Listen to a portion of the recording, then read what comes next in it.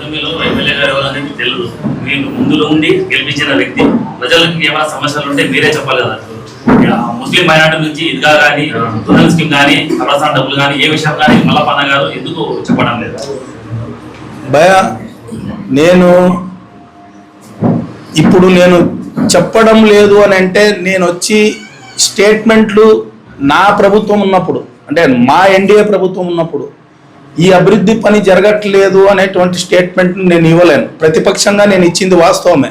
But మాకు ఇంకా tenure ఉంది. మీరు అంటున్నటువంటి ఈద్గా అంశం కానీ, మీరు అంటున్నటువంటి ఏ విషయం కానీ నేను ఆల్రెడీ దాని మీద పవన్ కళ్యాణ్ గారి నోటీస్కి తీసుకొని వెళ్ళడం జరిగింది. ఇప్పుడు ఎందుకంటే నేను ఏదో వచ్చి ఏదో ఊకదుంపుడు ఉపన్యాసాలు ఇచ్చేసి నేను అది చేస్తాను ఇది చేస్తానని చెప్పలేను. కానీ తప్పకుండా మీరు అంటున్నటువంటి ప్రతి కార్యక్రమం ఈ 3 ఏళ్లలో వీలైతే పార్థసారథి గారిని ముందు పెట్టో మల్లప్ప ద్వారానో మీనాక్షి నాయుడు ద్వారానో తప్పకుండా పూర్తి చేస్తాం. అలాగే ప్రజల సమస్యల వైపు అని అంటున్నారు. ప్రజల సమస్యలు తీర్చడానికి మా ప్రభుత్వంలో అధికారులు పనిచేస్తున్నారు.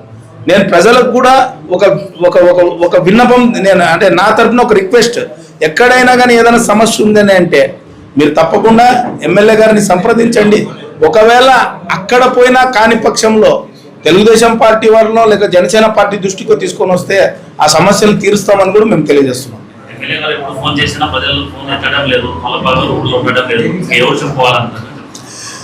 సార్ నేను ఒక మాట చెప్తా, జనసేన పార్టీ వరకు వస్తే నేను ఒక మాట చెప్పగలను. నేను ఉన్నా లేకపోయినా నా సైన్యం ఈడ ఉంది. నేను ఎక్కడ కూడా మా వాళ్ళు ఏ సమస్య వచ్చినా కూడా ఇప్పటికీ మీరు చూసినటువంటి కొన్ని విషయాలు నేను చెప్తా. ఇప్పటికీ స్పందన కార్యక్రమం ఏదైనా జరిగితే కంపల్సరీ మా వాళ్ళు ఎక్కడైనా ఏమైనా ఇబ్బందులు ఉన్నాయి, పింఛన్ విషయం కావచ్చు, లేకపోతే ఏదైనా భూముల వివాదం కావచ్చు, ఇటువంటివి ఉన్నాయని అంటే దాదాపు మన వాళ్ళ దగ్గరకు వస్తే వాళ్లే పిలుచుకొని వెళ్తున్నారు. సో నేనేమంటున్నానంటే సమస్య తీర్చడానికి మల్లప్ప ముందరుండే అవసరం లేదు, మల్లప్ప ఊర్లో ఉండే అవసరం లేదు. నాకు ఈరోజు ఆరోగ్య సమస్య ఉంది. నేను ఇక్కడ ఆదోళనలో నాకు చికిత్స దొరకదు కాబట్టి నేను ఇంకో దగ్గరికి పోయి నేను ఆరోగ్యంగా కుదుటపడి రావాల్సి వస్తుంది కాబట్టి నేను ఊర్లో ఉండటం లేదు, వాస్తవమే. కానీ నేను లేకపోయినా కూడా నా సైట్ మొత్తం, నా చూపు మొత్తం ఆదోళన నియోజకవర్గం మీద ఉంటుంది. సో ఎవరు వచ్చినా ఏ సమస్య తెచ్చినా కూడా జనసేన పార్టీ దాన్ని తీర్చడానికి సిద్ధంగా ఉంటుంది. విడిపోయి ప్రస్తుతం ప్రజలకైతే, ఆధునిక ప్రజలకైతే గెలిచిన 20 నెలలన 1 కోటి రూపాయల నిధులు అయితే కూడా రాలేదు ఇంతవరకు ఆధునిక సంబంధించి. ఈ జనరల్ ఫండ్స్ మినహాయిస్తే నేను ఫుల్ స్టాప్ చెప్తాను. జనసేన పార్టీ మూగపోవడం అనేది జరగదు. ఒకవేళ అట్లా మూగపోతే మేము జనసేన పార్టీలో కొనసాగే అర్హత కూడా మాకు ఉండదు. ఎందుకంటే మేము కళ్యాణ్ గారి అడుగుజాడల్లో వెళ్ళేటువంటి జన సైనికులు కాబట్టి నేను ఒక విషయం మీకు చెప్తాను. అధికారం మాది. ప్రతిపక్షంలో ఉన్నప్పుడు వైసీపీ మీద కలవెత్తిన వాస్తవమే. నేను ఇప్పటికీ చెప్తున్నా, నేను ఓపెన్గా చెప్తున్నా, కూటమిలో పూర్తి స్థాయిలో పొద్దు ధర్మాన్ని పాటిస్తుండే party Janasena party. No doubt about that. నేను ఈరోజు మా నాయకుడు మాకు ఏదైతే ఇన్స్ట్రక్షన్ ఇస్తాడో, కూటమి ధర్మాన్ని పాటించి మీరు ప్రజల వైపు ఏ రకంగా నిలబడాలని మాకు ప్రతిరోజు ఆదేశిస్తాడో, యాజ్ అన్ ఇన్ఛార్జ్గా నాకు ఏదైతే ఆయన యొక్క ఆదేశం వస్తుందో దాన్ని తూచా తప్పకుండా పాటిస్తున్నటువంటి వ్యక్తి నేను. అలాగే మా జన సైనికులు వీరమయ్య. ఇక్కడ చాలా మందికి ఏమొస్తా ఉంది, వాస్తవంగా మనం అవునన్నా కాదన్నా నేను కూడా ఇన్ని రోజులు మౌనం పాటించింది వాస్తవమే. తెలుగుదేశం పార్టీకి బీజేపీకి ఒక గ్యాప్ అనేది ఏర్పడింది అనేది ఇది అందరికీ తెలిసిన విషయం. ఇంకా దాన్ని సరిదిద్దడానికి జనసేన పార్టీ ఎంత ప్రయత్నించినా కూడా వాళ్ళ అభిప్రాయాలు కలవట్లేదు. నేను ఓపెన్ చెప్తున్నా, ఈరోజు వాళ్ళ అభిప్రాయాలు కలవట్లేదు. అక్కడ కాస్త ప్రజలు ఇబ్బంది పడుతున్నమాట జనసేన పార్టీ ఒప్పుకుంటుంది. కానీ ఇది ఇక్కడితో ఆగదు. నెక్స్ట్ జనసేన పార్టీనే రంగంలోకి దిగుతాం. ప్రజలకు ఏదైనా ప్రాబ్లం వస్తే వదిలే ప్రసక్తే ఉండదు. కానీ ఇక్కడ మీరు అన్నటువంటి నిధుల విషయం నేను చెప్తున్నా. మీరు అన్నటువంటి నిధుల విషయంలో ఫస్ట్ గవర్నమెంట్ వచ్చిన తర్వాత ఉన్నటువంటి స్పీడ్, వాస్తవంగా గ్రామంలో రోడ్లు వేయగలిగినాం. ఈరోజు పవన్ కళ్యాణ్ గారి ద్వారా ప్రతి గ్రామానికి, ప్రతి పంచాయతీకి ఫండ్స్ ఇవ్వగలిగినాం. అలాగే గోకులం షెడ్లు కూడా గతంలో శాంక్షన్ కానటువంటి వేడు కూడా శాంక్షన్ చేయగలిగినాము. సో కొన్ని అభివృద్ధి పనులు చాలా వేగవంతంగా నడుస్తున్నాయి. మధ్యలో అలసత్వ మాత్రం వాస్తవమే. అండ్ ఇదంతా ఖచ్చితంగా కవర్ అవుతుంది. ఎందుకంటే నేను ఇప్పటికీ చెప్తున్నాను, ప్రతిరోజు వాల్యుబుల్, ప్రతి సెకండ్ వాల్యుబుల్. నేను ఇప్పటికీ దాదాపు 18-20 నెలల పాలన అయిపోయింది. సో ఇంకా మనకు ఇంకా 40 నెలల పాలన ఉంది. సరే, ఇంకొక 3 సంవత్సరాలు అనుకోండి, తప్పకుండా ఇచ్చినటువంటి ప్రతి హామీని నెరవేర్చే ప్రజల మధ్యలోకి వస్తాం. ఇది మాత్రం గ్యారంటీ 100% చెప్పగలను. కానీ ఇప్పుడు జనసేన పాత్ర ఏమని మీరు చాలా సార్లు అడుగుతున్నప్పుడు కూడా నేను ఇప్పుడు చెప్తున్నా, అసలు జనసేన పార్టీ ఆదోని నియోజకవర్గ జనసేన పార్టీ గుండె చెప్పుడే ఆదోని నియోజకవర్గ ప్రజలు. మేము ఈరోజు ఆదోని నియోజకవర్గ ప్రజల్ని చేయి పట్టుకునే ఈరోజు మేము రాజకీయాలు చేసినాము. మా వంతుగా ఇక్కడ ఉన్నటువంటి ఫ్రెష్ గా రాజకీయాలు చేస్తున్నటువంటి ప్రతి ఒక్కరిని ఈరోజు రాజకీయంగా అడుగులు వేయించగలిగినాం. సో తప్పకుండా ప్రజల వైపు ఇచ్చినటువంటి హామీ ప్రకారం ప్రజల వైపు నిలబడతాము. ఇంకా మీకు అన్నీ తెలిసిన విషయమే. నేను ఒక 6 months నుంచి వాస్తవంగా వచ్చేసి నాకు కొంచెం హెల్త్ ఇష్యూస్ వల్ల నేను లేకపోవడం వాస్తవం. బట్ చాలా మంది అనుకుంటుంటారు మల్లప్ప ఈరోజు లేడంటే ఇతను ఏదో ఊరికే తప్పించుకోవడానికి మాట్లాడుతున్నాను. నేను తప్పించుకునే వ్యక్తే కాదు. అట్లా తప్పించుకోవాలని అనుకుంటే ఎప్పుడో ఈ రాజకీయాలు మానేసే పరిస్థితి నాది. కానీ నేను నియోజకవర్గ ప్రజల కోసం నేను నిలబడాలనే అనుకుంటున్నాను. సో నిలబడతాను కూడా తప్పకుండా. అది పవన్ కళ్యాణ్ గారు మాకు ఇచ్చినటువంటి ధైర్యం, మాకు ఇచ్చినటువంటి స్ఫూర్తి. డెఫినెట్గా ఆదోని నియోజకవర్గ ప్రజలకు నేను హామీ ఇస్తున్నా. ఇప్పుడు అలసత్వం అయింది అయితే వాస్తవమే. తప్పకుండా ఇవన్నీ దిద్దుకొని తప్పకుండా ముందుకెళ్తామని మేము తెలియజేస్తున్నాం. జనసేనకి ఎటువంటి సార్ ఒక మాట చెప్తా. ఇక్కడ నేను గతంలో కూడా ఒక మీటింగ్లో చాలా క్లియర్ కట్గా చెప్పిన, మేము జనసేన పార్టీగా పదవులు ఆశించే వ్యక్తులు కాదు. ఇక్కడ ప్రాధాన్యత అనేది వస్తూ ఉంది అని అంటే ఖచ్చితంగా ఆ విషయంలోనే వస్తూ ఉంది. ఇక్కడ ఉన్నటువంటి జనసేన పార్టీ వాళ్ళందరికీ ఒకటే స్లోగన్, పదవులు వద్దు, పవన్ కళ్యాణ్ ముద్దు. నేను గతంలో కూడా నేను ఇదే దిబ్బనకల్లో ఇదే మాటే చెప్పాను. ఈవెన్ నా విషయంలో అయితేనేమి, ఇంకా మిగతా వాళ్ళ విషయంలోనైతేమి పవన్ కళ్యాణ్ గారి మాటను శిరోధారంగా ముందుకు తీసుకొని వెళ్ళడం తప్పితే జన సైనిక్ కానీ వీర మహిళలకు కానీ ఇంకొక పని లేదు. కానీ మీరు అన్నటువంటి ప్రాధాన్యత, నేను అందుకే చెప్తున్నాను, ప్రజల ప్రాధాన్యత అనేదే మాకు ఇంపార్టెంట్. నేను ఇప్పుడే చెప్తున్నా, ఇక్కడ ఏదన్నా కానీ మా విషయంలో జనసేన పార్టీ తరఫున ఏదైనా ఎమ్మెల్యే గారితో డిస్కస్ చేసినా, ఎక్కడైనా వెళ్ళి మీనాక్షి నాయుడు అన్న గారితో డిస్కస్ చేసినా, మాకంటూ మేము డిస్కస్ చేసేటువంటి అంశాల్లో పొత్తు ధర్మం పాటించే, ఎందుకంటే 3 పార్టీల కలయిక కాబట్టి ఎక్కడైనా క్లాషెస్ ఉంటాయి చిన్న చిన్నవి. సో మేము కోరుకున్నటువంటి 10 వాళ్ళు కోరుతూ ఉంటారు. సో అటువంటి క్లాషెస్ మనం బయట పెట్టుకోకుండా పొత్తు ధర్మం పాటించి ముందుకెళ్తున్నాం కాబట్టి కాస్త అందరికీ అలా అనిపించడం కామన్. కానీ మేము ఇప్పటికీ చెప్తున్నాము, మా వాళ్ళకి ఎక్కడికి కూడా ఎవరికి కూడా అటువంటి అంటే ఇది సాధించే తీరాలనే అటువంటి ఆశ లేదు. సో మేము ఈ 3 పార్టీల కలయికను కూడా మేము కళ్యాణ్ గారు చెప్పినట్లు అలాగే చంద్రబాబు నాయుడు గారు చెప్పినట్లు ఇది 15 ఏండ్ల కూటమిగా ఉండాలి అని అనే దానికే మేము కొంచెం స్లోగా స్టడీగా వెళ్తున్నాం. సో అందులో ఆ విషయంలో కొంచెం ప్రాధాన్యత అంటే జనసేన పార్టీకి లేదు అనే భావన చాలా మందిలో కలుగుతూ ఉంది. అటువంటిది ఏం లేదు. We are very happy. పాలనలో మల్లప్ప మార్క్ కనపడడం లేదని సార్ ఒక మాట నేను మీకు అందరికీ చెప్తున్నా. మళ్ళీ ఇప్పుడు ఇది కూటమి. ఇక్కడ ఎన్డీఏకి చెందినటువంటి ఎమ్మెల్యే ఉన్నాడు ఇక్కడ, పార్థసారథి గారు. పాలనలో మల్లప్ప మార్క్ అనేది పార్థసారథి గారి మార్కే నా మార్కు, మీనాక్షి నాయుడు గారి మార్కే నా మార్కు. నేను ఇప్పుడు చెప్తున్నా, ఇప్పుడు ఎమ్మెల్యే గారిని 3 పార్టీలు కలిసి గెలిపించుకున్న తర్వాత ఈ పాలన విషయంలో కానీ అభివృద్ధి విషయంలో కానీ రాష్ట్ర స్థాయికి వెళ్ళి దాన్ని కొనగలిగిన వాడు ఎవరైనా ఉన్నారు అని అంటే చట్టసభల్లో ఉన్నటువంటి వాళ్లకు మాత్రమే ఆ అవకాశం ఉంటుంది. We are just supporters. ఏదైనా ఉంటే సలహా ఇవ్వగలము, ఇది కాదు ఇది అని చెప్పి.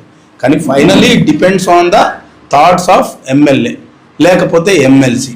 నేను ఇప్పుడు చెప్తున్నా, నా మార్క్ అనేది నేను చెప్తున్నాను. ఇప్పటికి ఎక్కడైనా ఏదైనా ఇబ్బంది ఉంది అని అంటే మాత్రం, ఎక్కడైనా ఎవరైనా తప్పు చేసినారని అంటే మాత్రం ఇమీడియట్గా నేను అది ఏ పార్టీ వాడు తప్పు చేసినా ఆ నాయకత్వంతో డిస్కషన్లోకి వెళ్ళిపోతున్నా. ఇది పొరపాటు అయింది, దయచేసి దీన్ని సరిదిద్దండి, మీరు ఇట్లా ఉంటే మాకు ఇబ్బంది అవుతుంది. ఎవరైనా తెలుగుదేశం పార్టీ కార్యకర్త తప్పు చేసినా, జనసేన పార్టీ కార్యకర్త తప్పు చేసినా, బీజేపీ పార్టీ కార్యకర్త తప్పు చేసినా అది కూటమికి ఆపాదిస్తున్నారు కాబట్టి సో నేను ఏదైనా ఉన్నా అటువంటి విషయంలో మాత్రం ఇమీడియట్ డిస్కషన్లో వెళ్ళిపోతున్నాను. సో ఈ పాలనకు సంబంధించిన మార్కు నా నుంచి ఏం ఎక్స్పెక్ట్ చేస్తున్నారు అనేది నాకు అర్థం కావట్లేదు. కానీ తప్పకుండా ఎమ్మెల్యే గారి ద్వారా ఒక సుస్థిరమైనటువంటి పాలన, ఒక సుస్థిరమైనటువంటి అభివృద్ధి తప్పకుండా మిగతా సమయం ఉంది కాబట్టి తప్పకుండా చేయిస్తామని మాత్రం నేను చెప్పగలను. చిన్న ఉదాహరణ అంటే ఇప్పుడు టీడీపీ వాళ్ళు బీజేపీ వాళ్ళు ఉన్నారు, వాళ్ళకి ఏదైనా ప్రమాదం జరిగితే ప్రమాద బీమా వాళ్ళకి చెందిన వాళ్ళకంటే బీజేపీ వాళ్ళు బీజేపీ వాళ్ళు అప్లై చేస్తున్నారు, తెలుసుకోండి. అదే ప్రమాదం మన వాళ్ళు జనసేన వాళ్ళు జరిగితే ఎవరినో ఒకరిని ఆశ్రయించాల్సిన పరిస్థితి వస్తుంది. అవును, ఎస్, నేను ఇప్పుడు అదే అంటున్నా. ఇప్పుడు ఈ ప్రమాదానికి సంబంధించినటువంటి మీరు అంటున్నటువంటి సీఎం రిలీఫ్ ఫండ్ చెక్స్ కావచ్చు, మిగతా విషయాలు కావచ్చు, చూడండి, ఇది ఒక ఆఫీస్ హోల్డర్ అంటే మీన్స్ ఫర్ ఎగ్జాంపుల్ ఎమ్మెల్యే గారు, తెలుగుదేశం పార్టీ అనేది ఒక ముఖ్యమంత్రి, ఆ పార్టీ ఒక ముఖ్యమంత్రి స్థాయి వ్యక్తి ఆ పార్టీకి అధినేత. నేను ఓపెన్ చెప్పేస్తున్నా. సో వీళ్ళు యాక్సెస్ వాళ్ళకు ఉంటుంది. సో మేమైనా కూడా మేము ఎక్కడ కూడా మేము ఆవేదన చెందట్లేదు, వాళ్ళ త్రూ వెళ్ళాల్సి వస్తుందనే ఆవేదన మాకు లేదు. మేము ఏదన్నా ఉన్ని సో మీనాక్షి నాయుడు గారికైనా చెప్తాం, లేకపోతే పార్సారథి గారికైనా చెప్తాం, ఇటువంటిది ఒకటి సీఎం రిలీఫ్ ఫండ్ వచ్చిందన్నా మీరు దయచేసి ఫార్వర్డ్ చేసి అక్కడికి వెళ్ళి చేసుకొని రండి. వాళ్ళు ఏదో ఒక పర్సన్ అపాయింట్ చేసి తీసుకొని వస్తున్నారు. వాళ్ళు కూడా ఏమంటే నేను ఈ విషయం కూడా నా కూటమి నాయకులు చెప్పాలనుకుంటున్నా. యాక్చువల్ పార్సారథి గారికి కానీ మీనాక్షి నాయుడు అన్నకు కానీ అంటే నా సిన్సియర్ రిక్వెస్ట్ ఏంటంటే ప్లీజ్ ఇంకొకసారి ఏదైనా సీఎం రిలీఫ్ ఫండ్ చెక్స్ ఇచ్చేటప్పుడు దయచేసి 3 పార్టీలు ఒకే వేదిక మీద పంచితే బాగుంటుంది అనేది నాకు విన్నపం. యాక్చువల్గా ఇది మీరు అంటున్న కన్ఫ్యూజన్ అయితే మాకు ఉంది. ఎందుకంటే ఇది కూటమిది, ఏ కార్యక్రమం చేసినా, ప్రజాహితం కార్యక్రమం చేసినా అన్ని పార్టీలు ఉండాలనేది నాకు ఇంటెన్షన్. కాబట్టి మళ్ళీ అన్యత భావించొద్దండి. ఇక ముందు ఏదైనా ఉన్నా కూడా జనసేన పార్టీ వారిని కూడా ఆహ్వానించండి అని ఎమ్మెల్యే గారిని మీనాక్షి నాయుడు అన్న గారిని ఇద్దరిని నేను కోరుకుంటున్నాను. కూటమిలో ఎమ్మెల్యే గారు ఎవరనేది తెలియదు. మీరు ముందులో ఉండి గెలిపించిన వ్యక్తి, ప్రజలకు ఏమైనా సమస్యలు ఉంటే మీరే చెప్పాలి కదా. ముస్లిం మైనార్టీ నుంచి ఇదిగా కానీ రుణాల స్కీమ్ కానీ అలసాన్ డబ్బులు కానీ ఏ విషయం కానీ మల్లపన్న గారు ఎందుకు చెప్పడం లేదు? భయ ఇప్పుడు నేను చెప్పడం లేదు అని అంటే నేను వచ్చి స్టేట్మెంట్లు నా ప్రభుత్వం ఉన్నప్పుడు అంటే మా ఎన్డీఏ ప్రభుత్వం ఉన్నప్పుడు ఈ అభివృద్ధి పని జరగట్లేదు అనేటువంటి స్టేట్మెంట్ నేను ఇవ్వలేను. ప్రతిపక్షంగా నేను ఇచ్చింది వాస్తవమే. బట్ మాకు ఇంకా టెన్యూర్ ఉంది. మీరు అంటున్నటువంటి ఈద్గా అంశం కానీ, మీరు అంటున్నటువంటి ఏ విషయం కానీ నేను ఆల్రెడీ దాని మీద పవన్ కళ్యాణ్ గారి నోటీస్కి తీసుకొని వెళ్ళడం జరిగింది. ఇప్పుడు ఎందుకంటే నేను ఏదో వచ్చి ఏదో ఊకదుంపుడు ఉపన్యాసాలు ఇచ్చేసి నేను అది చేస్తాను ఇది చేస్తానని చెప్పలేను. కానీ తప్పకుండా మీరు అంటున్నటువంటి ప్రతి కార్యక్రమం ఈ 3 ఏళ్లలో వీలైతే పార్థసారథి గారిని ముందు పెట్టో మల్లప్ప ద్వారానో మీనాక్షి నాయుడు ద్వారానో తప్పకుండా పూర్తి చేస్తాం. అలాగే ప్రజల సమస్యల వైపు అని అంటున్నారు. ప్రజల సమస్యలు తీర్చడానికి మా ప్రభుత్వంలో అధికారులు పనిచేస్తున్నారు. నేను ప్రజలకు కూడా ఒక విన్నపం, నేను అంటే నా తరఫున ఒక రిక్వెస్ట్, ఎక్కడైనా కానీ ఏదైనా సమస్య ఉందని అంటే మీరు తప్పకుండా ఎమ్మెల్యే గారిని సంప్రదించండి. ఒకవేళ అక్కడ పోయినా కాని పక్షంలో తెలుగుదేశం పార్టీ వారిలో లేక జనసేన పార్టీ దృష్టికి తీసుకొని వస్తే ఆ సమస్యలు తీరుస్తామని కూడా మేము తెలియజేస్తున్నాం. ఎమ్మెల్యే గారు ఎప్పుడు ఫోన్ చేసినా ప్రజలు ఫోన్ ఎత్తడం లేదు, మళ్ళీ ఊళ్ళో ఉండడం లేదు, ఎవరు చెప్పుకోవాలంటారు? సార్ నేను ఒక మాట చెప్తా, జనసేన పార్టీ వరకు వస్తే నేను ఒక మాట చెప్పగలను. నేను ఉన్నా లేకపోయినా నా సైన్యం ఉంది. నేను ఎక్కడ కూడా మా వాళ్ళు ఏ సమస్య వచ్చినా కూడా ఇప్పటికీ మీరు చూసినటువంటి కొన్ని విషయాలు నేను చెప్తా. ఇప్పటికీ స్పందన కార్యక్రమం ఏదైనా జరిగితే కంపల్సరీ మా వాళ్ళు ఎక్కడైనా ఏమైనా ఇబ్బందులు ఉన్నాయి, పింఛన్ విషయం కావచ్చు, లేకపోతే ఏదైనా భూముల వివాదం కావచ్చు, ఇటువంటివి ఉన్నాయని అంటే దాదాపు మన వాళ్ళ దగ్గరకు వస్తే వాళ్ళే పిలుచుకొని వెళ్తున్నారు. సో నేనేమంటున్నానంటే సమస్య తీర్చడానికి మల్లప్ప ముందర ఉండే అవసరం లేదు, మల్లప్ప ఊర్లో ఉండే అవసరం లేదు. నాకు ఈరోజు ఆరోగ్య సమస్య ఉంది, నేను ఇక్కడ ఆదోళనలో నాకు చికిత్స దొరకదు కాబట్టి నేను ఇంకో దగ్గరికి పోయి నేను ఆరోగ్యంగా కుదుటపడి రావాల్సి వస్తుంది కాబట్టి నేను ఊర్లో ఉండటం లేదు, వాస్తవమే. కానీ నేను లేకపోయినా కూడా నా సైట్ మొత్తం, నా చూపు మొత్తం ఆదోళన నియోజకవర్గం మీద ఉంటుంది. సో ఎవరు వచ్చినా ఏ సమస్య తెచ్చినా కూడా జనసేన పార్టీ దాన్ని తీర్చడానికి సిద్ధంగా ఉంటుంది. చివరిగా ఒకటన్నా, రానున్న లోకల్ బాడీ ఎలక్షన్ లోన గత వైసీపీ ప్రభుత్వం అయితే 95% స్ట్రైక్ చేసిందన్న, మీ కూటమిలోన మీరు అలా 95% స్ట్రైక్ చేయగలరా? తదుపరి రీసెంట్ గా కొన్ని సోషల్ మీడియా పోస్టులు చూసాము, టీడీపీ తరఫున మాజీ incharge president incharge Meenakshi Naidu గారు వారి అబ్బాయే భూపాలనే పోస్ట్ చేశారు. మీ వాళ్ళు కూడా కూటమిలో మాకు అసలు సఖ్యత లేదు, మాకు అనుకున్నటువంటిది జరగాలి అని చెప్పేసి జనసేన పార్టీ తరఫు నుంచి కూడా కొన్ని పోస్టులు వస్తున్నాయి. సో కూటమిలో భాగంగా 42 వార్డులకు గాను, కాకపోతే ఇప్పుడు గ్రామాల్లో కానీ ఈ సీట్ల పంపకంలో వార్డులు అయితే మీకు ఖచ్చితంగా అందుకు వస్తాయి. ఒక ఎమ్మెల్యేని గెలిపించినందుకే మా పరిస్థితి ఇట్లా ఉంది. ఇంకా వార్డుల్లోన గ్రామాల్లోన వాళ్ళని గెలిపించుకుంటే కదా మన వీధిలోన మాకు ఇలాంటి వాళ్ళు తోడైపోతుంటారు కదా. దీన్ని కట్టడి చేయాలంటే కదా ఇక్కడ మనం కూటమిలోన ఆదోనిలోన ఆ వర్గాన్ని తొక్కేయాలని చెప్పేసి అంటే వీళ్ళు నలిగిపోతున్నారు కాబట్టి, మీ వాళ్ళు కావచ్చు టీడీపీ వాళ్ళు కావచ్చు నలిగిపోతున్నారు కాబట్టి ఇదైతే బహిరంగంగానే సోషల్ మీడియాలో పోస్ట్ పెడుతున్నారు. దీనిపైన మీరు ఈ 95% స్ట్రైక్ చేయగలరా? కూటమిలో కలుపుకొని పోతామంటారా? ఇన్ఛార్జ్ సపరేట్ దిగుతారు, మేమంతా ప్లాన్ చేసుకుంటాము అప్పుడు సెట్ చేసుకుంటామంటారా? నేను ఒక విషయం చెప్తున్నా, భూపాల్ అన్న మొన్న ఏదైతే కామెంట్ ద్వారా తెలిపింది ఏదైతే ఉందో అది 100 అక్షరాల సత్యం. ఎందుకంటే ఈరోజు వైసీపీ మీద 100% ఏకీభవిస్తాను. ఎందుకంటే because I'm also sincere activist. నేను కూడా ఒక పార్టీ జెండా మోసినోడు, వైసీపీ మీద మేము పోరాటం చేసినోడు కాబట్టి 100% ఏకీభవిస్తాను. ఏకీభవించడానికి నేను కారణం కూడా నేను చెప్తున్నా. ఇప్పుడు అన్నా క్యాంటీన్ల విషయంలో దానికి సంబంధించినటువంటి పాలక మండలి ఏదో నియమించే క్రమంలో వైసీపీ నుంచి బీజేపీ పార్టీకి చేరిన వారిని మేమేం కాదనట్లే. ఎందుకంటే పార్టీలు బలోపేతం కావాలి, ఎవరి పార్టీ అజెండా ఎవరి పార్టీ స్టైల్ వాళ్ళకు ఉంటుంది. ఈరోజు జనసేన పార్టీ వైసీపీ వాళ్ళని ఆహ్వానించట్లేదు అంటే బీజేపీ పార్టీ ఆహ్వానించకూడదు అనేది ఏం లేదు, అది వారి పార్టీ పర్సనల్ అజెండా. సో కానీ ఆ నియామకంలో గెలిచిన ఏకైక కౌన్సిలర్ పార్వతమ్మ గారిని విస్మరించడం అనేది 100% తప్పు. ఎందుకు ఆ తొందరపాటు నిర్ణయం జరిగిందో నాకు తెలియదు. నేను చెప్తున్నా, నేను ఏదైనా కానీ తెలుగుదేశం పార్టీ కార్యకర్త కానీ, బీజేపీ పార్టీ కార్యకర్త కానీ, జనసేన పార్టీ కార్యకర్తల ఆవేదన తెలిసినోడు నేను.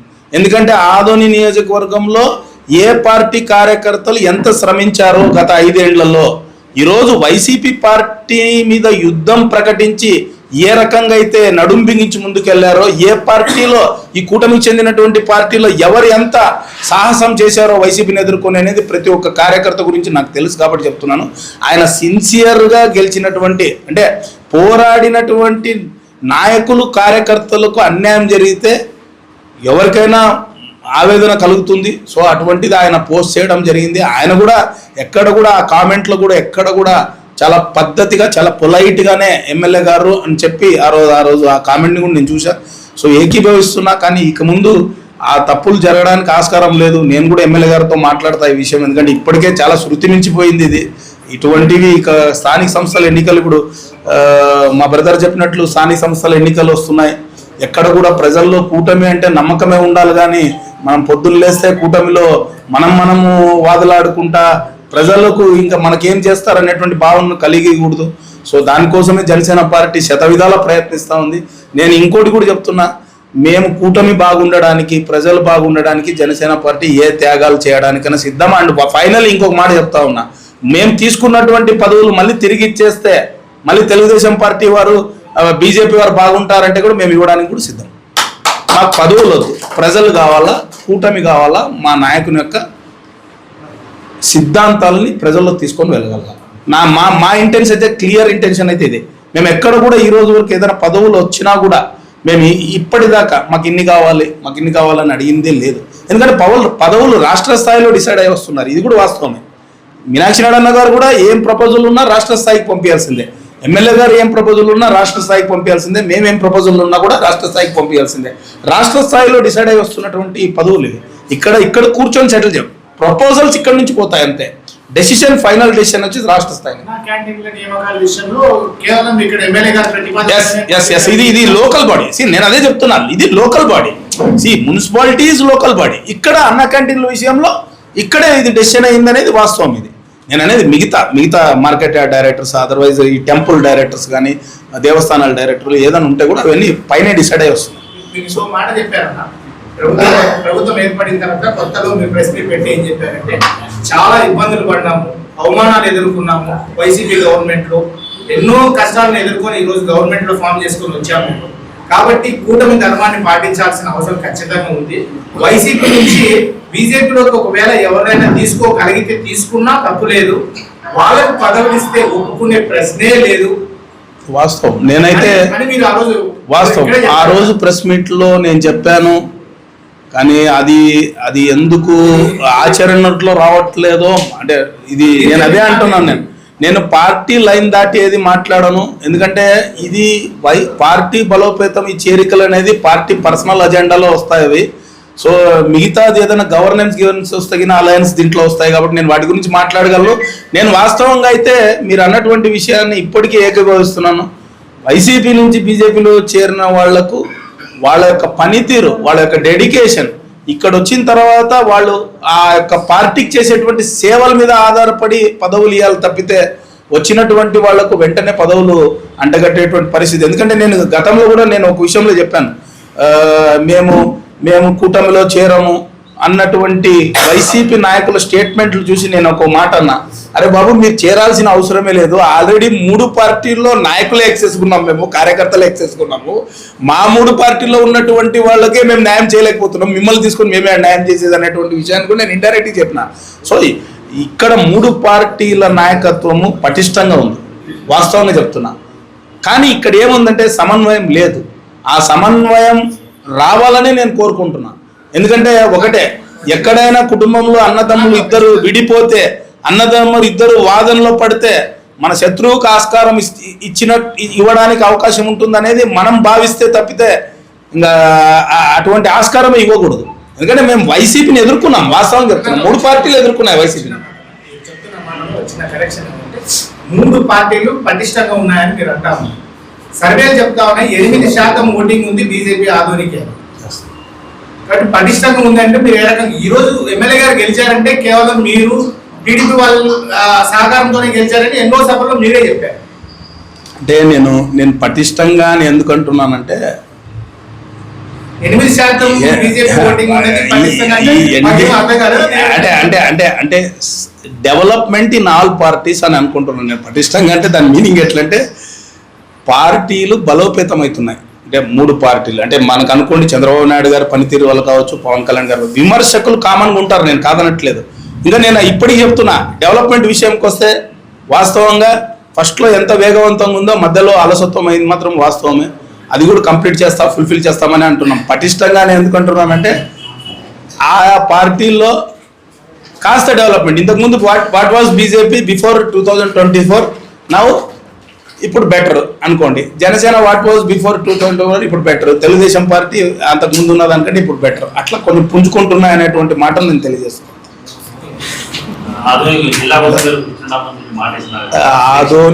ఆదోని జిల్లా అంశము మీకు నేను జేఏసీ వారితో కూడా మాట్లాడినా. ఇది ప్రజల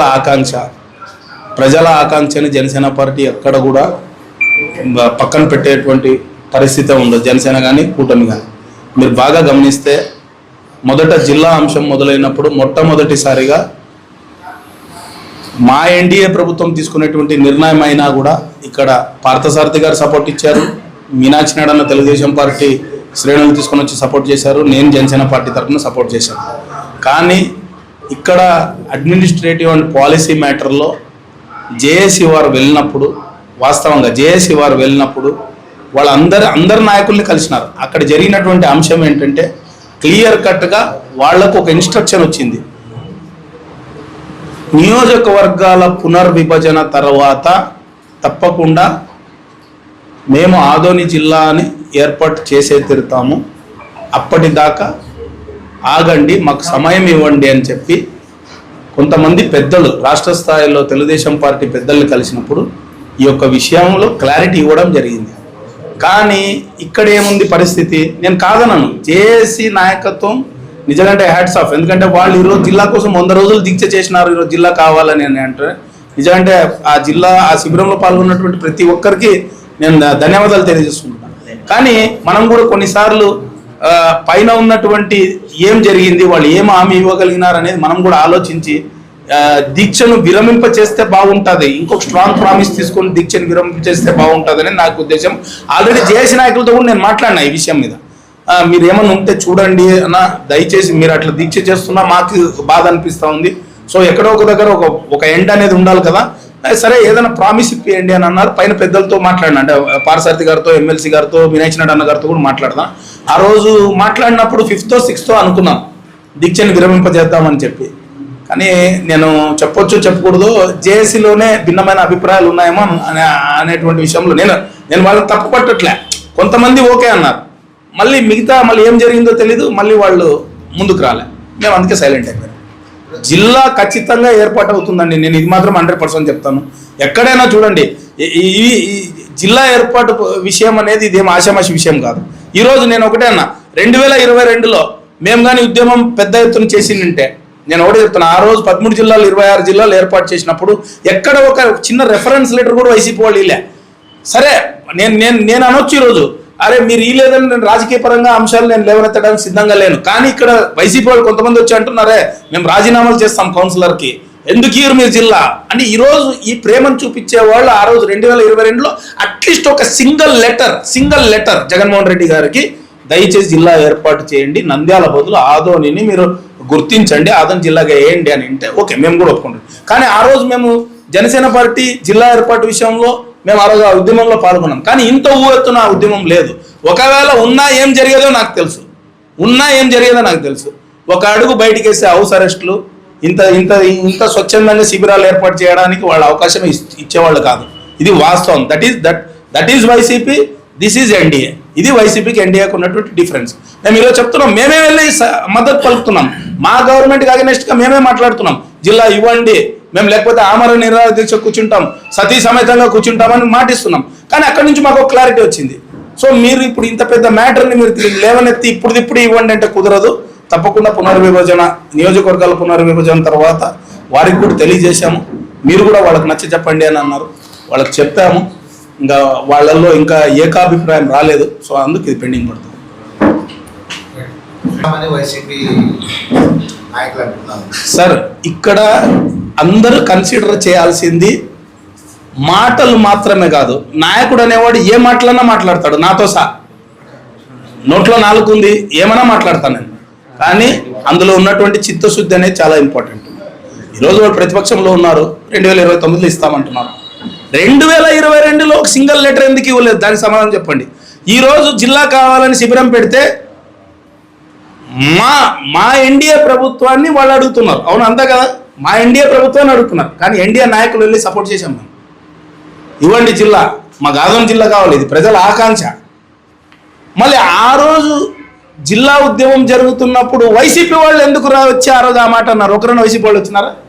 ఎవరు రాలేదే.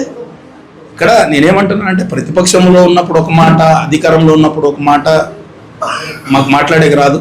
సో అది వాళ్ళ విఘ్నతకు వదిలేస్తున్నాం. 29లో ఇస్తారా, 39లో ఇస్తారా, అసలు 29లో అధికారం, 34లో అధికారంలో వస్తారా, 29లో అధికారం, ఇది ప్రజలు తీసుకునేటువంటి నిర్ణయం. సో ప్రజలను ఒప్పించడానికి వాళ్ళు మాట్లాడుతున్నారని కూడా అనుకోవచ్చు కదా.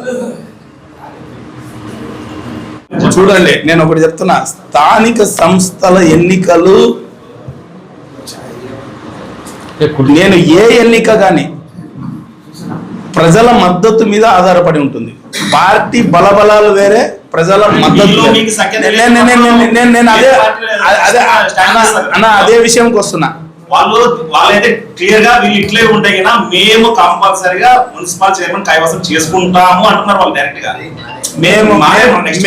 మేము ఒక్క మాట చెప్తున్నా, ఎన్డీఏ పార్టీలు ఏవైతే ఉన్నాయో అసలు వైసీపీ వాళ్ళని 5% కూడా గెలవనీయకుండా నిలువరించాలనేది మా యొక్క ఆలోచన. మేము ఓపెన్ చెప్తున్నా, అదే 95% వాళ్ళు ఏమైతే సాధించారో అదే 95% కంటే ఎక్కువ సాధించాలో స్థానిక సంస్థల ఎన్నికలు అనేది మా టార్గెట్. ఇప్పుడు మీరు చెప్తున్నటువంటి అంశం ఏంటి?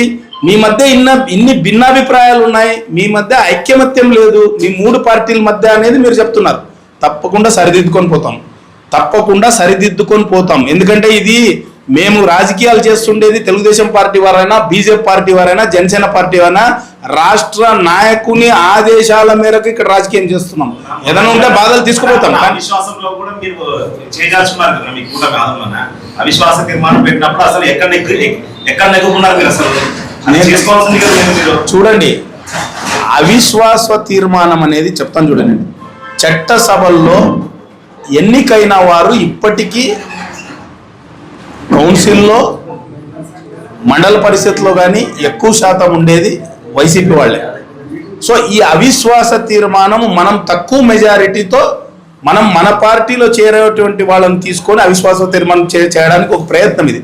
కానీ దీంట్లో నెగ్గకపోతే మన మీద కోల్పోయినట్లు కాదు, ఒప్పించడానికి చేసినటువంటి ఒక ప్రయత్నం. అభివృద్ధికి కట్టుబడి ఈరోజు ఎన్డీఏ వైపు మీరు ఉండండి అని చెప్పి ఒక అభ్యర్థన. అది దీంట్లో ఫెయిల్ అయ్యొచ్చు. కానీ మన పార్టీ వాళ్ళు లేరే, మన ఎన్డీఏ వాళ్ళు ఎక్కడ కూడా కౌన్సిల్లో కానీ మండల పరిషత్ కానీ ఎక్కువ శాతం లేరు కాబట్టి సో కొన్ని సక్సెస్ అయినాయి, కొన్ని ఫెయిల్ అయినాయి, ఇవన్నీ కామన్. కానీ ఏదంటే నేను చెప్పేది ఏంటంటే అటువంటి ప్రయత్నం చేయడమే వ్యర్థం అని అంటాను నేను. ఎక్కడైనా కానీ వాళ్ళ బలం ఉందా, వాళ్ళు చట్టసభలో గెలిచినారా, ఓకే, రెస్పెక్ట్ దెమ్, వదిలేయండి. పార్టీల్లో పిలుచుకొని అవిశ్వాస తీర్మానం పెట్టి దాన్ని ఏదో పక్కదారిలో నెగ్గాలనేటువంటి ఆలోచన కూడా తప్పే అని అంటాను నేను. వాళ్ళు 7 మందిని నామినేట్ చేశారు, ఓటీ లేకుండా. మీరు ఇప్పుడు ఏమైనా మీ కూటమి ప్రభుత్వంలో అట్లాంటివి ఏమైనా ఎక్స్పెక్ట్ చేస్తారా? ఒక మాట చెప్తా, వాళ్ళు చేశారని మేము చేసేటువంటి పరిస్థితి ఉండదు. నేను ఒకటే చెప్తున్నా, అది ఇప్పుడు వాళ్ళు ఏం చేసినారో అందరికీ తెలుసు. జనసేన పార్టీలో మేము ఎంతమందిని స్థానికంగా నిలబెట్టాలనుకుని ఇంటిమి 2 రోజుల్లో ఎవరెవరికి వార్నింగ్లు పోయినాయి. జనసేన పార్టీ నామినేషన్ చేయడానికి వెళ్తే అక్కడ నాన్ ప్రోటోకాల్ వ్యక్తి ఏ రకంగా అయితే అక్కడ కూర్చున్నాడు, బీ ఫార్ములు చింపేయడానికి లేకపోతే స్క్రూటినీలో లేపేయడానికి. చూడండి, నేను ఇప్పుడు రాజకీయంగా మేము అధికారంలో ఉన్నాం, చాలా ఉందాగా ఉన్నాం, చాలా పద్ధతిగానే రాజకీయాలు చేస్తాం. మేమైతే ఎటువంటి ప్రలోభాలు చేయము ఎవరి మీద.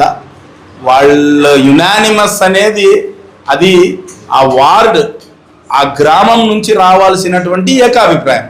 మేమైతే జెన్యూన్గా చెప్తున్నాం.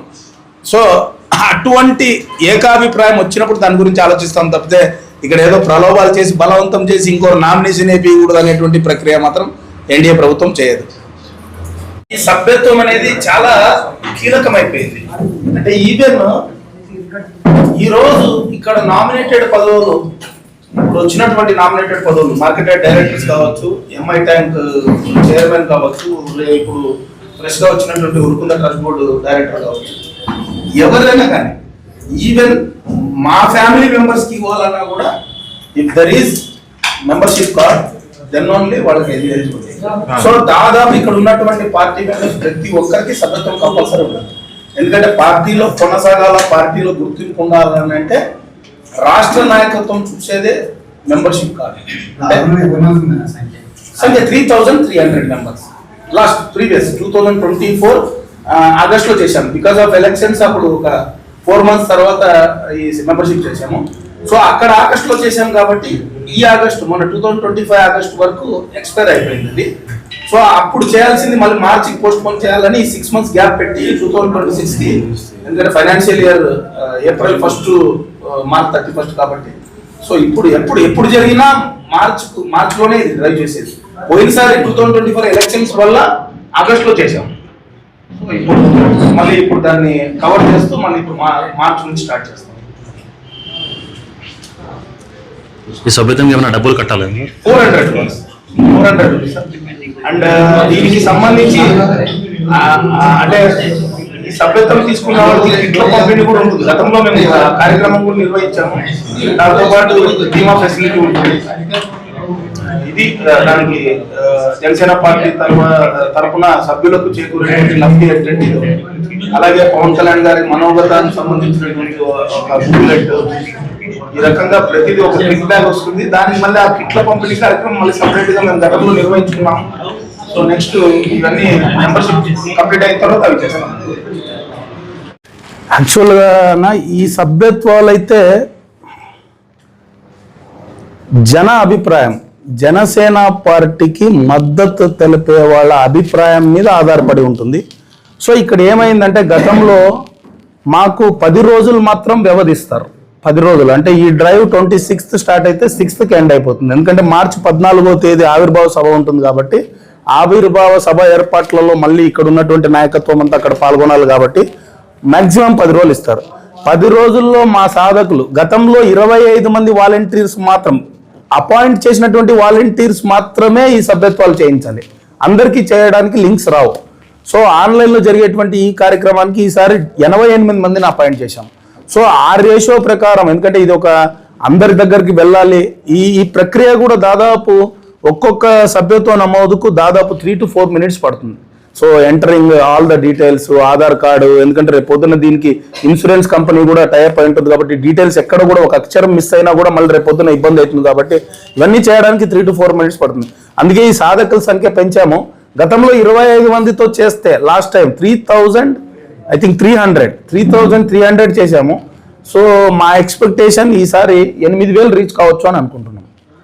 ఎందుకంటే వాలంటీర్స్ ఈ సాధకుల సంఖ్య పెంచినాం కాబట్టి చాలామంది అన్ని గ్రామాలు వార్డులు వెళ్ళగలగరు. సో ఇది మన వాళ్ళు వెళ్తారనే దానికంటే అవతల వాళ్లకు జనసేన పార్టీ మీద ఉండేటువంటి అభిప్రాయం మీద ఆధారపడి ఉంటుంది. తప్పకుండా ప్రజలు ఆదరిస్తున్నారు కాబట్టి ఈసారి 8,000 నుంచి 10,000 దాకా సభ్యత్వాలు చేయించగలమని అనుకుంటున్నాం. ఇందులో ప్రైమరీ పాయింట్ ఏంటంటే జనసేన పార్టీ సిద్ధాంతాలు నచ్చి, పవన్ కళ్యాణ్ గారి నాయకత్వం నచ్చి ఈ యొక్క సభ్యత్వాలు తీసుకోవడానికి చాలా మంది ముందుకు వస్తారు. ఆ చేరినటువంటి సభ్యులకు అంటే ఎక్కడైనా అపాయం జరిగితే, ఏదైనా ప్రమాదం జరిగితే వారికి 5 లక్షల రూపాయలు in case of accidental death 5 lakhs rupees insurance ద్వారా, బీమా ద్వారా వాళ్ళ యొక్క కుటుంబానికి అందజేయడం జరుగుతూ ఉంది. అలాగే అది కాకోకుండా ప్రమాదంలో ఏదైనా క్షతగాత్రులు అయితే, గాయపడితే వారికి మెడికల్ క్లెయిమ్ కింద ఆ యొక్క బిల్స్ మనం అంటే ఫార్వర్డ్ చేస్తే ఆ యొక్క బిల్స్ని కూడా అంటే రియంబర్స్మెంట్ కూడా మెడికల్ క్లెయిమ్ ద్వారా రావడం జరుగుతుంది. ఎందుకంటే దీనికి ముఖ్యంగా నేను ఆదోని నియోజకవర్గంలో గతంలో సభ్యత్వం తీసుకున్న వాళ్ళు 3 చనిపోతే 3 కుటుంబాలకి 5 లక్షల రూపాయలు అందించాం. సో అలాగే యాక్సిడెంట్ కింద ఒక 2 గాయపడితే వారికి కూడా మెడికల్ క్లెయిమ్ కింద చెక్స్ అందించడం జరిగింది. సో ఇది కేవలం జనసేన కుటుంబంలో, జనసేన పార్టీ కుటుంబంలో చేరిన వారికి పవన్ కళ్యాణ్ గారు వాళ్ళ యొక్క కుటుంబ క్షేమం కోసం ఒక బాధ్యతగా తీసుకొని ఈ యొక్క ఫెసిలిటీస్ని కూడా ఈ సభ్యత్వం తీసుకున్న వాళ్ళకి ఉంటుంది కాబట్టి. సో గతంలో కూడా మేము దాన్ని ఎక్స్పీరియన్స్ కుటుంబాలు చాలా తలుచుకున్నాయి ఆ టైంలో. ఎందుకంటే ఉన్న చేతికొచ్చిన కొడుకు చనిపోతే ఆ రోజు కుటుంబాలు, పేద కుటుంబాలు తలడిల్లిపోతున్న సమయంలో జనసేన పార్టీ రాష్ట్ర నాయకత్వం వచ్చి వాళ్ళకి 5 లక్షల రూపాయలు చెక్ అందిస్తూ ఉంటే నిజంటే ఇటువంటి మహత్తర కార్యక్రమం జనసేన పార్టీలో చేస్తున్నందుకు పవన్ కళ్యాణ్ గారికి కూడా మా ప్రత్యేక ధన్యవాదాలు తెలియజేసుకుంటున్నాము. అండ్ ఈ జనసేన పార్టీ అనేది, ఈ సభ్యత్వ నమోదు అనేది ఇది భావితరాల బంగారు భవిష్యత్తు కోసం జనసేన పార్టీలో చేరడం అంటేనే ఒక నీతి, నిజాయితీ, నిబద్ధతతో కూడినటువంటి రాజకీయాలు చేయగలిగిన వాళ్ళు మాత్రమే జనసేన పార్టీలో చేరతారు. సో అటువంటి సభ్యులుగా చేరినటువంటి ప్రతి ఒక్కరూ రాజకీయంలో, ఎందుకంటే ప్రతి ఒక్క ప్రజానికం వెంట రాజకీయ ఇన్ఫ్లుయెన్స్ అనేది కంపల్సరీ ఉంటుంది. ఈరోజు మీ ఇంటికి మంచినీళ్ళు రావాలన్నా రాజకీయమే కావాలి, ఈరోజు మీ వీధికి దీపాలు కావాలన్నా రాజకీయమే ఉండాలి, మీ ఊర్లో రోడ్లు కావాలన్నా రాజకీయమే ఉండాలి, మీ నియోజకవర్గంలో ఆసుపత్రులు రావాలన్నా రాజకీయమే ఉండాలి. ఏ అభివృద్ధికి కానీ రాజకీయ తోడ్పాటు అవసరం కాబట్టి చిత్తశుద్ధితో నిజాయితీగా చేస్తున్నటువంటి జనసేన పార్టీని ఆదరించండి అని మరొకసారి మిమ్మల్ని అందరినీ కోరుకుంటున్నాను. ఈరోజు ఈ ప్రెస్ మీట్ ఏర్పాటు చేయడానికి ముఖ్య ఉద్దేశం ఏంటంటే పవన్ కళ్యాణ్ గారు ఈ 20 నెలల పాలనలో జనసేన పార్టీ యొక్క రాష్ట్ర అభివృద్ధి కోసం జనసేన పార్టీ యొక్క భూమిక, అలాగే పంచాయతీరాజ్ శాఖలో పవన్ కళ్యాణ్ గారి పనితీరు, అలాగే రాష్ట్ర అభివృద్ధి పట్ల ఆయన తీసుకుంటున్నటువంటి కొన్ని నిర్ణయాలు, అలాగే ఎన్డీఏ ప్రభుత్వంతో పొత్తు ధర్మం పాటిస్తూ ప్రజల కోసం త్యాగాలు చేసి ఏ త్యాగానికైనా సిద్ధపడి ఈరోజు అతను చేస్తున్నటువంటి పనితీరు, ఆయన యొక్క రాజకీయ శైలి ప్రజలను ఆకట్టుకుంటూ ఉంది. సో ప్రజలందరూ జనసేన పార్టీ వైపు, పవన్ కళ్యాణ్ గారి నాయకత్వం వైపు చూసే విధంగా ఆయన యొక్క పనితీరు, ఆయన యొక్క రాజకీయం ఉంది కాబట్టి ఈ సంవత్సరం అంటే ప్రతి ఏటా జనసేన పార్టీ క్రియాశీలక సభ్యత్వ నమోదు అంటే యాక్టివ్ మెంబర్షిప్ డ్రైవ్ అనేది మేము నిర్వహిస్తూ వస్తున్నాం. ప్రతి ఏడాది ఈ 4 ఏళ్ల నుంచి ప్రతి ఏడాది యాక్టివ్ మెంబర్షిప్ డ్రైవ్ ఎప్పుడు నిర్వహించినా కూడా ప్రతి ఏడాది 500 నుంచి 800 మంది ఎక్కువగా నమోదవుతూ వచ్చారు. గత సంవత్సరం 3300 క్రియాశీలక సభ్యుల్ని ఇక్కడ నమోదు చేయగలిగినాం మేము. సో ఆ క్రియాశీలక సభ్యత్వ నమోదు అనేది రేపు 26వ తేదీ నుంచి ప్రారంభం అవుతూ ఉంది. ఇక్కడ ఏంటంటే యాక్టివ్ మెంబర్షిప్ డ్రైవ్లో పాల్గొనేటువంటి అంటే సభ్యత్వాలు చేయించే వారిని గతంలో జనసేన పార్టీ తరఫున వాలంటీర్లుగా పిలువబడుతుంటిమి. కానీ ఈసారి సాధకులుగా వాళ్ళ యొక్క పేరును నామకరణం చేశారు పవన్ కళ్యాణ్ గారు. అంటే జనసేన పార్టీ కోసము కొత్త వారిని పార్టీలోకి ఆహ్వానిస్తూ సభ్యత్వాలు చేయించే వాళ్ళను సాధకులుగా మేము పిలుస్తున్నాం పార్టీ తరఫున. సో గతంలో 25 మంది మాత్రమే వాలంటీర్స్ని నియమించేవాళ్ళం అంటే ఈ యొక్క సభ్యత్వ నమోదు కోసం. కానీ ఈసారి ప్రతి నియోజకవర్గంలో 75 నుంచి 100 మంది దాకా ఏ నియోజకవర్గంలో ఎంత అనుకూలత ఉంటే అంతమందిని నియమించి మినిమం 75 మెంబర్ సాధకులను నియమించడం జరుగుతూ ఉంది. దీనికి ప్రధాన కారణం ఏంటంటే సభ్యత్వం నమోదు గతంలో మేము చేసినప్పుడు 2024 జూలైలో చేశాము, 25 గ్యాప్ పడింది. సో అప్పుడు చేసినప్పుడు రాష్ట్ర వ్యాప్తంగా 12.5 లక్షల క్రియాశీలక సభ్యత్వాలు చేయగలిగినాం. సో ఇప్పుడున్నటువంటి పరిస్థితుల్లో 30 లక్షల నుంచి 50 లక్షలు వరకు క్రియాశీలక సభ్యుల్ని అంటే చేర్పించాలనేటువంటి ఉద్దేశంతో ప్రతి నియోజకవర్గంలో 75 నుంచి 100 మంది సాధకులను ఈరోజు నియమించడం జరుగుతుంది. అందులో భాగంగానే ఆదోనిలో 88 మంది సాధకులను మేము నియమించడం జరిగింది. సో రేపు అందరికీ లింక్స్ అంటే పార్టీ ఆఫీస్ నుంచి ఆన్లైన్ ద్వారానే ఈ యొక్క సభ్యత్వ నమోదు ఉంటుంది. సో మన సాధకులు కూడా ప్రతి ఒక్కరి దగ్గరికి వెళ్ళి అంటే గతంలో చేసినటువంటి సభ్యత్వాలు ఎవరైతే ఉన్నారో వాటిని రెన్యువల్ చేస్తామో, అలాగే కొత్తగా జనసేన పార్టీ వైపు ఆకర్షితులైన వాళ్ళకి, అలాగే జనసేన పార్టీ సిద్ధాంతాలు నచ్చి పవన్ కళ్యాణ్ గారి నాయకత్వం నచ్చిన వాళ్ళు కొత్త వారు చాలామంది ఔత్సాహికులు ఉన్నారు కాబట్టి వాళ్ళని కూడా ఆహ్వానిస్తూ సభ్యత్వ నమోదు కార్యక్రమం రేపటి నుంచి లాంఛనంగా ప్రారంభిస్తున్నాము.